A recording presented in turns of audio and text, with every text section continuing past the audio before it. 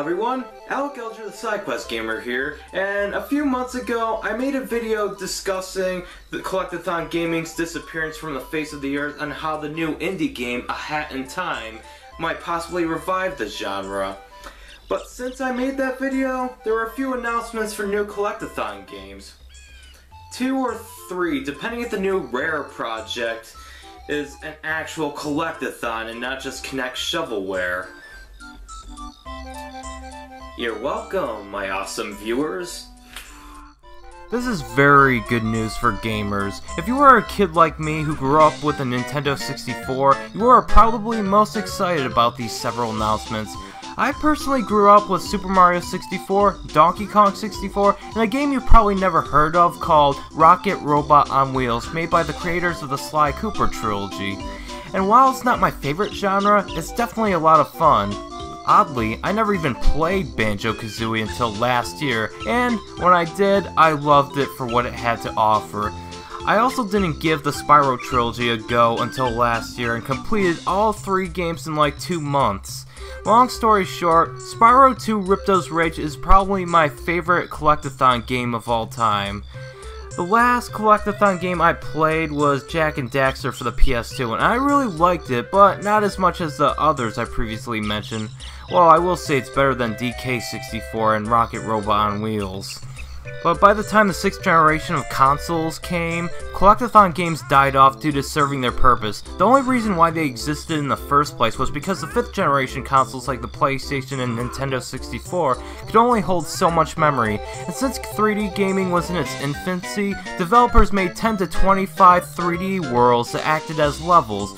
But to extend game length, they threw in items you had to collect in order to progress further into the game. While this was a great system to extend game length, I felt that this form of extending game length could be abused. Games like Banjo-Tooie and Donkey Kong 64's levels took way too long to collect everything, but they're still great games, don't get me wrong, but even the bare minimum could take more than an hour to fulfill. But with every console in the 6th generation, excluding handhelds making CD-based gaming mandatory, the disc could hold more memory, and now developers could make traditional platform games with 30 or 40 levels, no collecting required. The last true Collect-A-Thons were Jak and Daxter, Super Mario Sunshine, and Spyro Enter the Dragonfly. Out of all of these, Jak and Daxter is still highly praised to this day, and as much as I love Super Mario Sunshine, there are others who called it Mario's down point. Can't please everyone, I guess. But now, after almost 10 years of disappearance, the genre is making its triumphant return with indie developer Gears for Breakfast making a Collect-A-Thon game called A Hat in Time. It has Wind Waker-esque cel-shaded graphics and stars a confident female protagonist who travels through time, I guess. They even managed to get John Jafari, aka Jontron, to voice one of the Mafia penguins. Since his solo channel has 1 million subscribers, at least a great portion of those will buy this game for his contribution alone. Just anyone snoop around, alright? You may have a pretty face, but you ain't got no suit.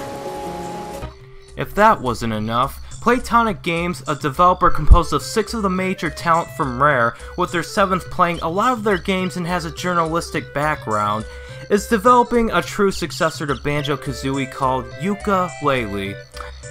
5 points for originality, guys. Starring an iguana and his bat sidekick. Now, with some of the Rare staff that worked on Banjo-Kazooie now making Yooka-Laylee, and Mega Man creator Keiji Inafune working on Mighty No. 9 after leaving Capcom, it makes you wonder why these guys have to rip off their own franchises just to guarantee the fans a game that plays like their former franchises. Isn't it sad that video game companies own your work and you can't do anything about it, even if they let your IP just sit there? With the recent fallout of Hideo Kojima and Konami, what's he going to do next? Release a new stealth game starring, I don't know, Plasma Salamander? Video game developers and writers need laws that allow them artistic rights to the franchises, kind of like a music artist. If the music artist has a problem with the record company, they'll fulfill the contract for that album and move their work on to the next record company that'll take them. I'm not kidding, that should be a law, so when Shigeru Miyamoto retires from Nintendo, we won't see him make a Kickstarter for a platformer starring a Greek mechanic. When Project Yooka-Laylee was announced by Playtonic Games, elsewhere in the world, Microsoft also announced that Rare was making a new Banjo-Kazooie game and showed a tech demo where the audience would control Banjo-Kazooie flying in the air with the Kinect's motion controls. Is this another Kinect shovelware game like Fable the Journey, or will they actually make the Kinect optional and actually make a real Collect-A-Thon that we've been begging for? That remains to be seen. But if I may insert my 2 cents, or $2 due to inflation, I believe, with no nostalgic connection to Banjo-Kazooie whatsoever, that Yooka-Laylee game may exceed the original Banjo-Kazooie due to more power and obviously a competent development team. Judging by the game footage Playtonic showed us, they're really making the use of today's hardware. A Hat in Time looks rather promising too, although I have a feeling that it would be a really close runner-up to Yooka-Laylee. Maybe not, although that remains to be seen. I do wish both Playtonic Games and Gears for Breakfast the best of luck, and may the best Collect-A-Thon win, but accompanied with a runner-up in everyone's virtual game collection. Seriously guys, get both games when they come out. Don't choose one over the other, get both games. Banjo-Kazooie for the Kinect, I don't know. Most of the talent that contributed to Rare's golden age are all gone now. So it'd be like if the new Indiana Jones movie was directed by M. Night Shyamalan or something, and not the original George Lucas and Steven Spielberg. Anyways, thank you so much for watching, and remember to stay awesome. And if you want to be eternally awesome, why not support both developers by purchasing both games when they come out?